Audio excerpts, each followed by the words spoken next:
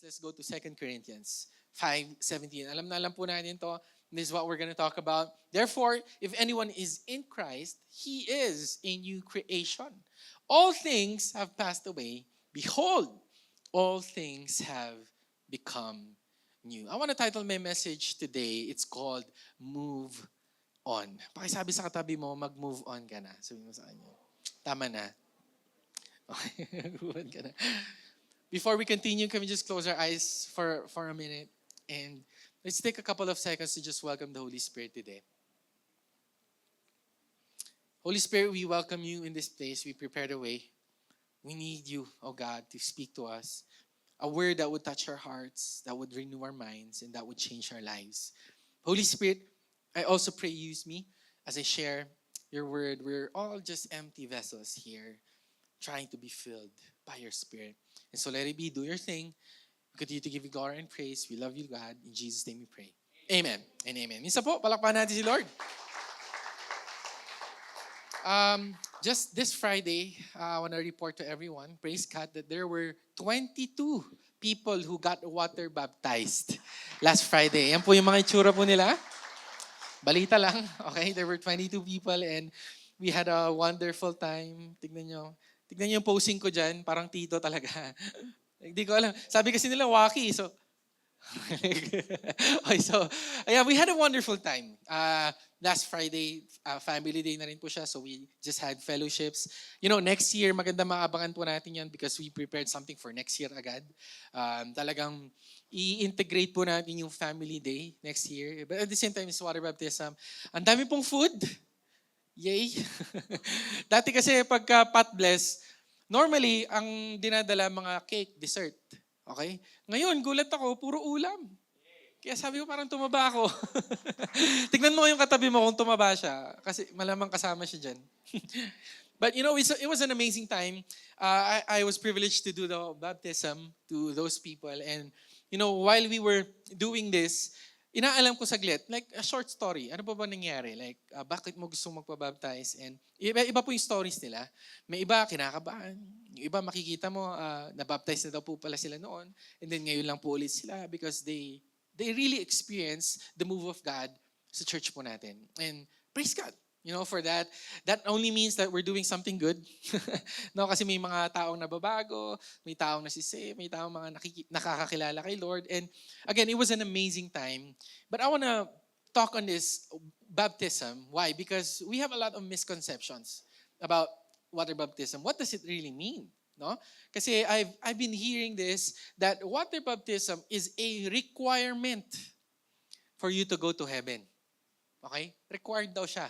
Ewan ko kung na-try nyo na pong nung nag-graduate po kayo ng college, na-try nyo na bang mag-thesis? Research, no?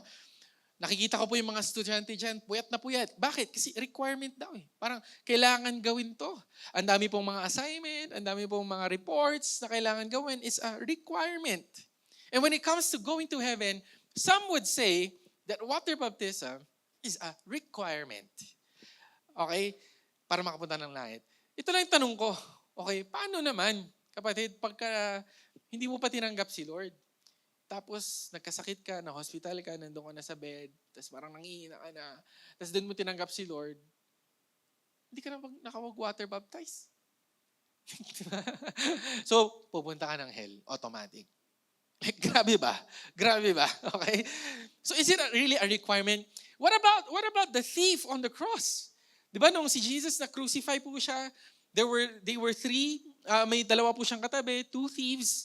Yung isa, okay, medyo nag-repent siya, sabi ng Lord sa kanya, today you will be with me in paradise. And then he died. So paano yun? Hindi siya na-baptize. Like, hello? Hindi siya na-baptize. No? Paano na yun?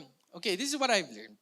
And this is the truth about baptism. Again, baptism is a public declaration of what happened on the inside, in your heart. So kapatid, alam mo na may nagbago sa'yo. Alam mo na binago ka na ng Lord. Alam mo kapatid na yung dati mong mga pangit na ugali na wala na. No? Alam mo yun eh. You know that in yourself. That's why you want to be baptized, because it's an illustration. It's a picture of what happened on the inside. Yun lang po yun. Okay? Hindi po yan requirement, hindi po yan need. Okay? It's a calling.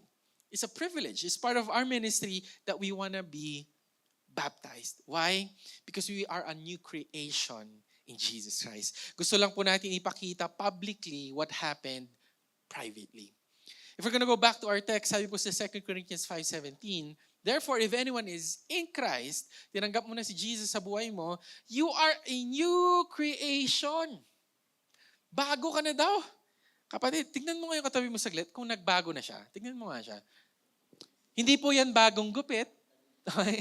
Hindi po yan bagong look or bagong glasses.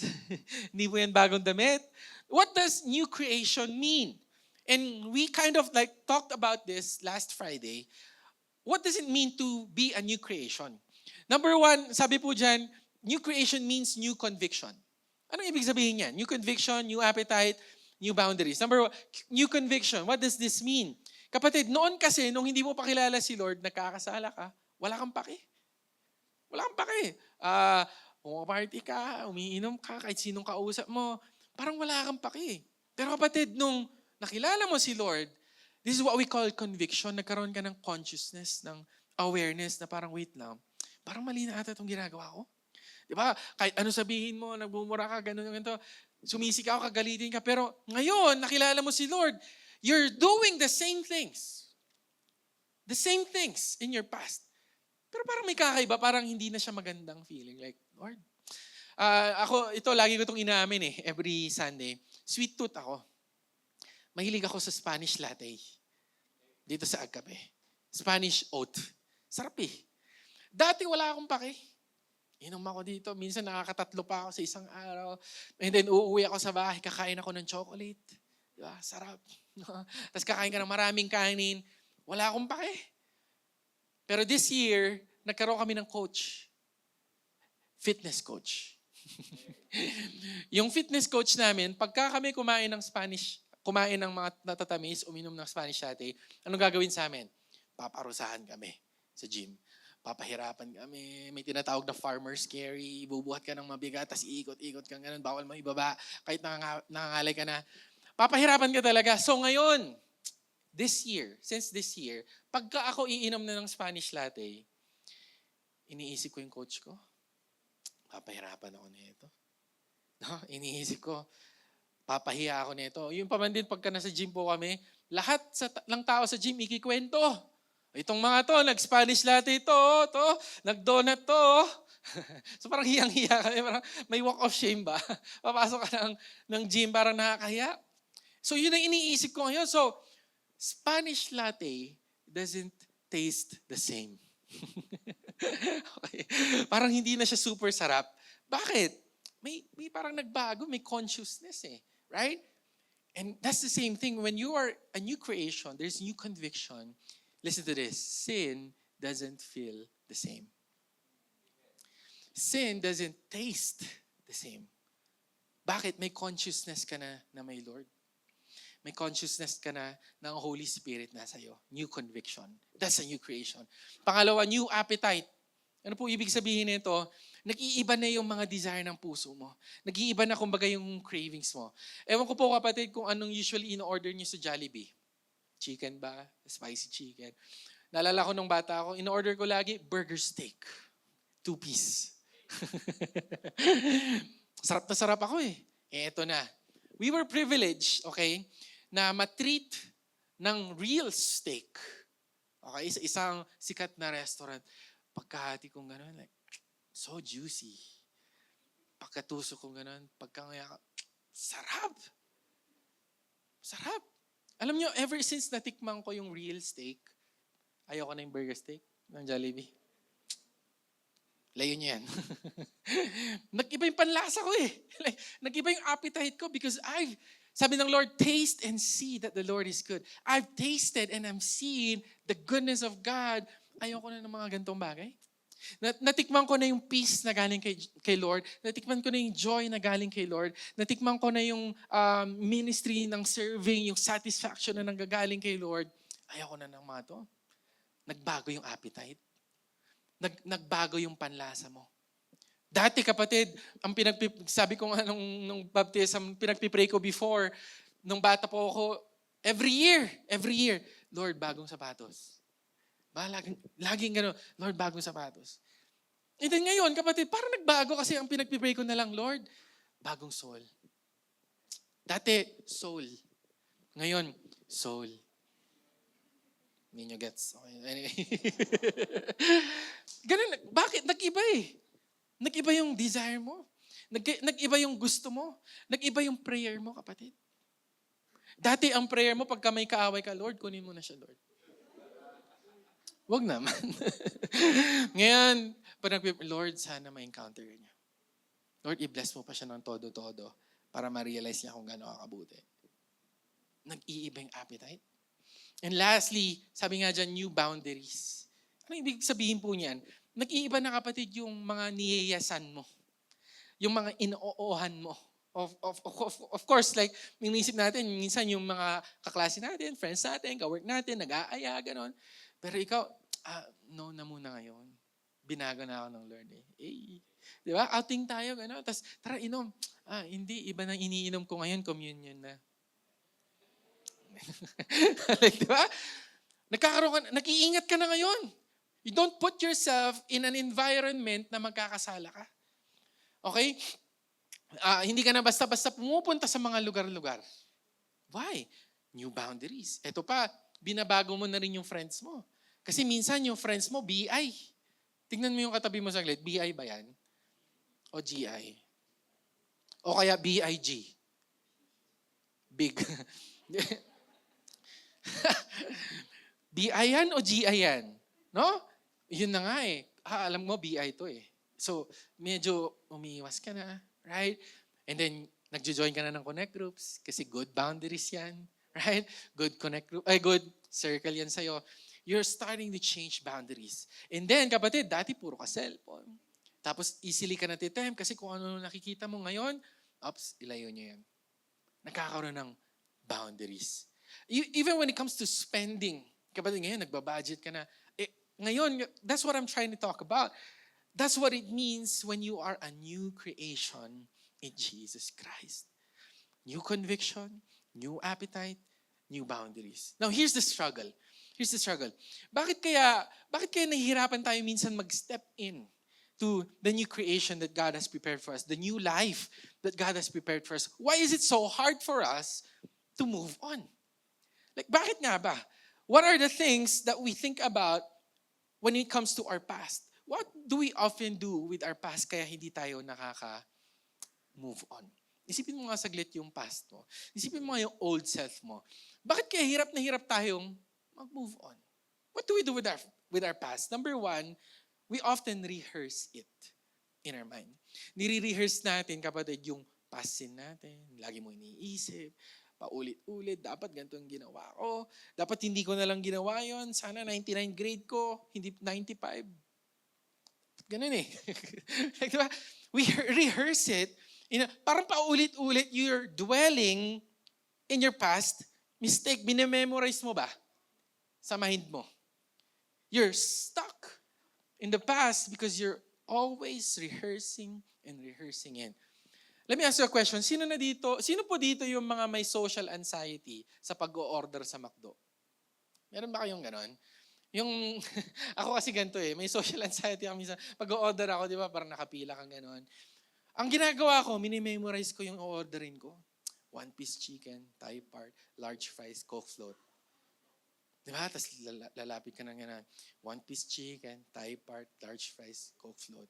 Tapos lalapit ka na, 1-piece chicken, Thai part, large fries, Coke float. Pagkadating mo doon, hello sir, can I take your order? Isa nga pong burger. Nag-iba? No?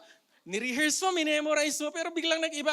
Kinakaba. Ako ganun ako minsan. Like, kinakaba na, nabubulol ka na isa nga pong 1-piece chicken, fries na walang kanin, tapos yung ice cream na malamig na mainit. Like, nabubulol-bulol ka na. No?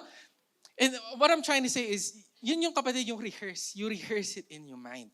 And when it comes to our past, minsan nagdidwell tayo doon. Kaya siguro hindi tayo makamove on.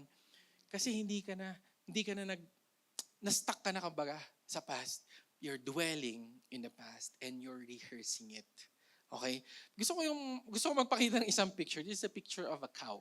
Yan. Okay, sabi nga nila, anong hayop daw ang hindi sigurado?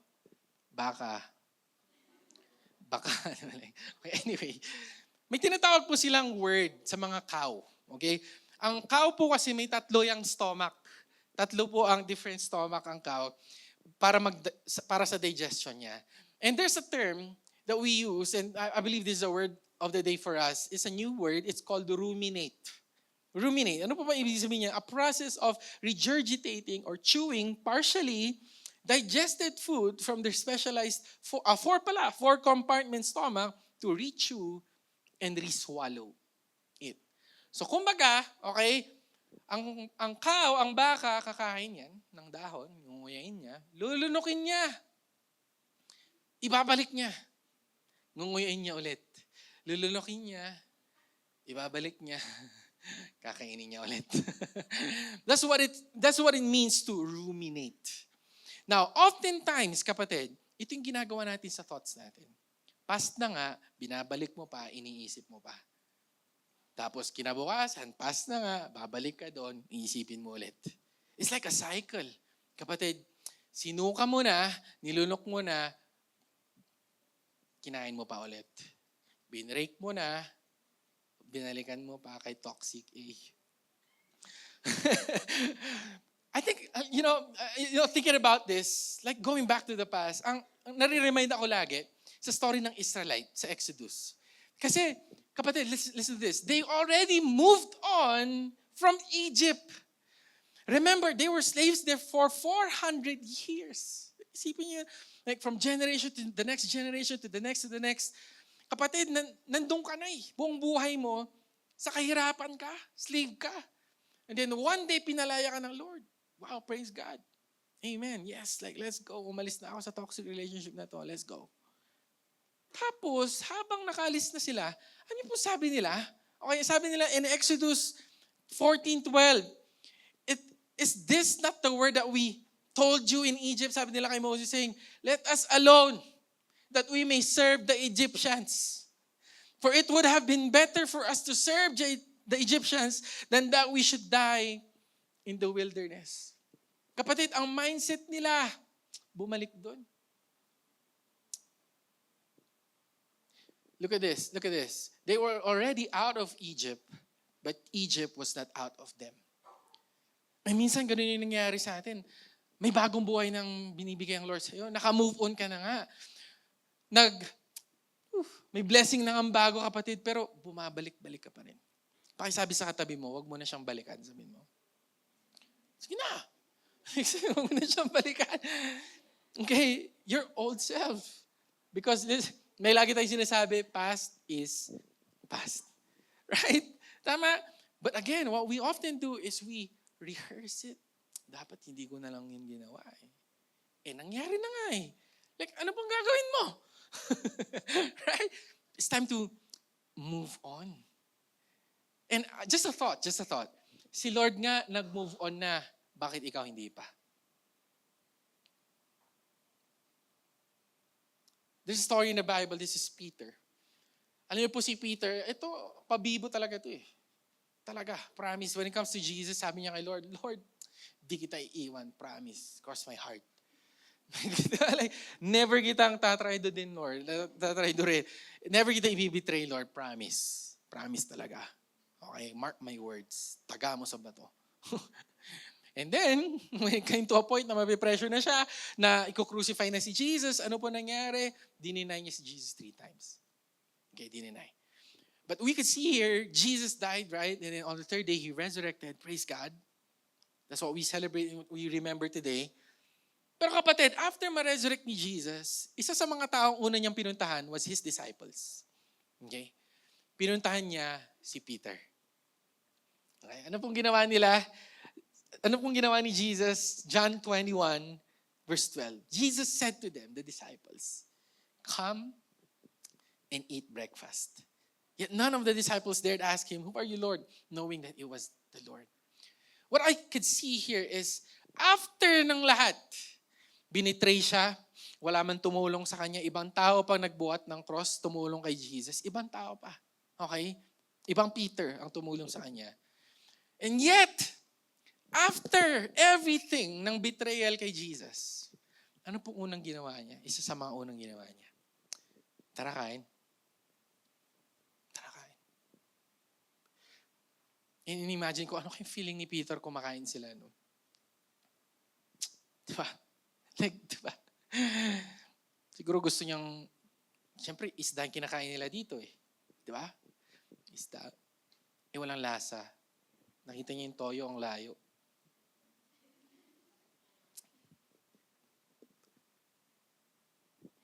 Pwede paabot.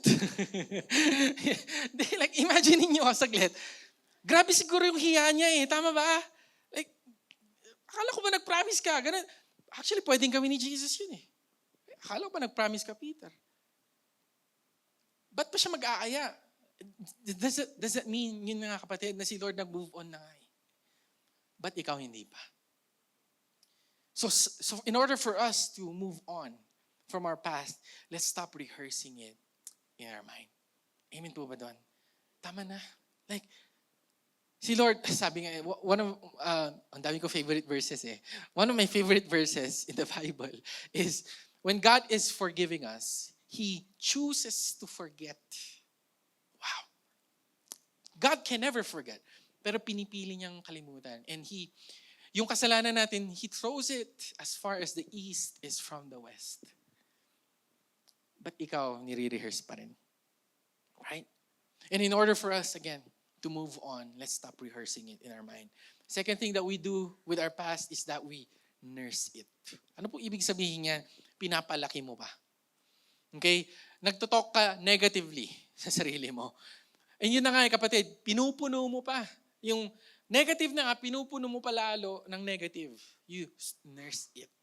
Pinapalaki mo kapatid yung bad thought na yon. Pinupuno mo ng pinupuno. Ang problema kapatid, yung iba sa atin, yung pinapalaki yung tiyan.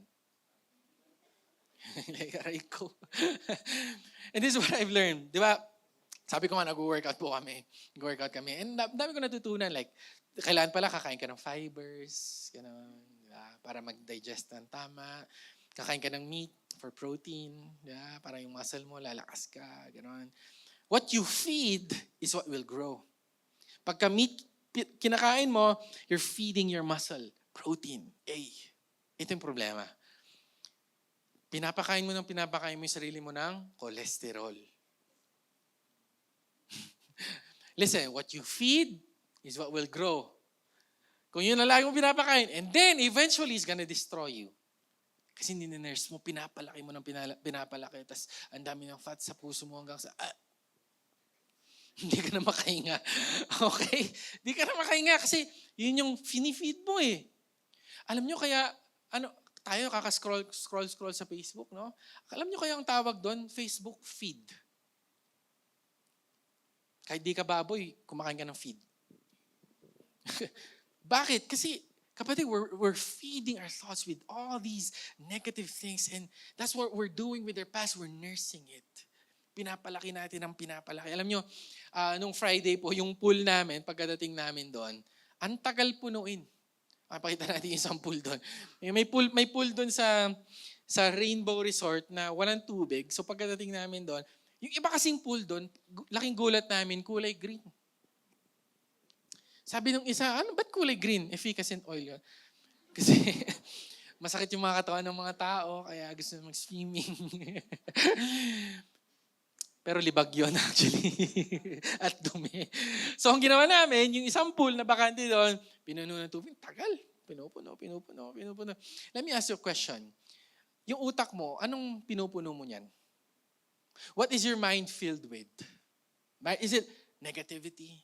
Is it talking to yourself badly? Meron po ako narinig na isang quote, sabi niya po, instead of listening to yourself, begin talking to yourself. Why? Because oftentimes we listen to ourselves.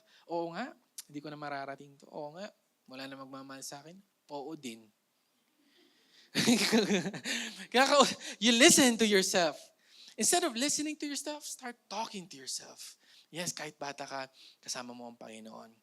Amen. Yung weakness niya, he can turn into strength. You talk to yourself. Pero ang problema, we often listen to ourselves. We talk ourselves down. Alam niyo po, gaya nga ng sabi ko, last week, sa flag ceremony, ako yung laging nasa unahan. Nung high school ako, LM kami.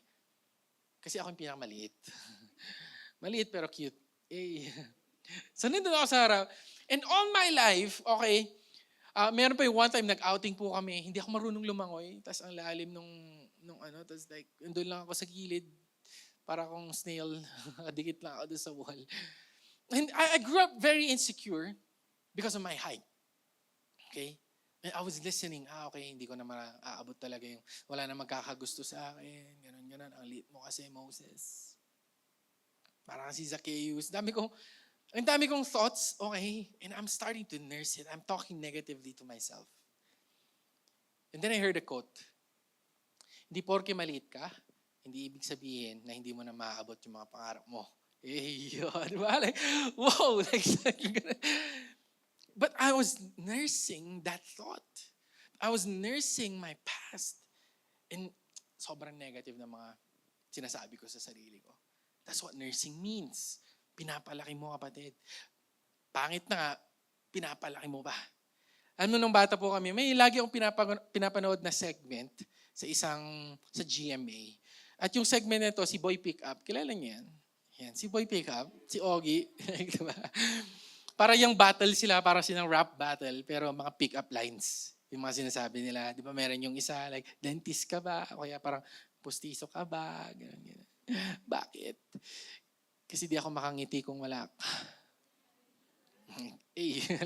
And then, si Boy Pickup, okay, ang mga sasabihin niya mga walang kwenta, kape ka ba? Sabi ng babae, bakit? Kasi ang English ng kotse ay car. Like, what? Ano ibig sabihin? Like, walang connect. Pero, kung makikita niyo doon sa likod, okay, ay wala siya dyan.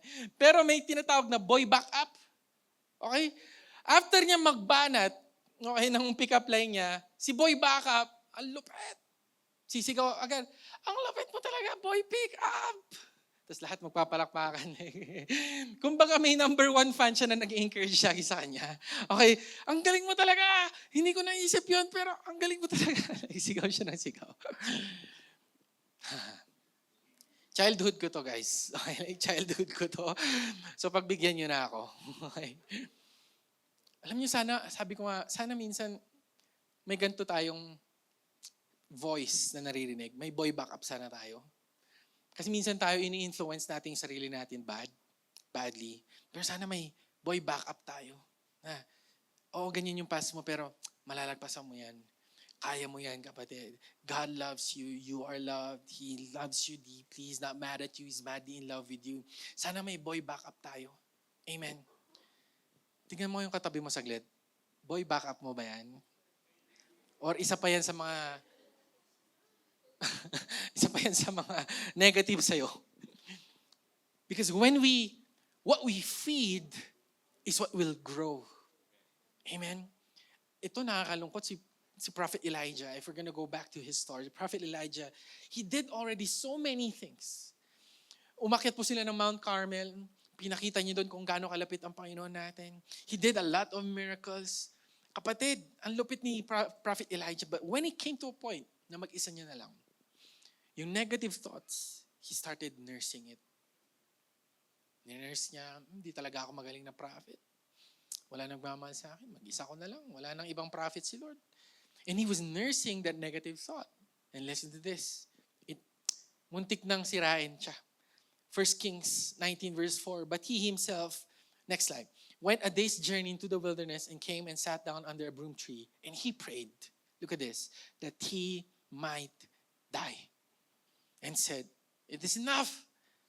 Now, Lord, take my life, for I am no better than my fathers. Grabe, no? Like si Prophet Elijah, na naka-experience ng napakaraming miracles. Napakaraming proof and evidence of the existence of God. But when a thought came, a negative thought came, ano po nangyari? He started nursing it. Ano negative na sinasabi niya? And look at this. Muntik nang sirain siya. And some people would say this is the first account of depression. He wanted to take his life. Lord, kunin mo na ako. He was nursing his fast. In order for us to move on, kapatid, kailangan natin ng boy backup. Amen. And what greater backup than the Word of God? Alam ko maraming nasabing masakit sa'yo. Alam ko minsan maraming nasabing masakit yung friends mo, o kaya yung parents mo, o kaya ibang teachers mo, yung people around you. But see, church, this is the truth, and the truth will set you free. This is the truth that God is saying to every one of us, that God loves you so much. Pwede ba natin palapakan si Lord, church? And when we start to nurse it, it's really gonna destroy. And what else do we do with our past? We curse it. Wala na talaga mangyayari. Lahat na lang ng nakakausap ko, nasasaktan sila lahat sa akin. Lahat na lang. Lahat ng sinimulan kong business, nalugi. Lahat ng sinimulan kong relationship, nasira. And this is my destiny. You start to curse. Wala na talaga akong future. Wala na magkakagusto sa akin. And you feel like you're a curse. And this part is very scary.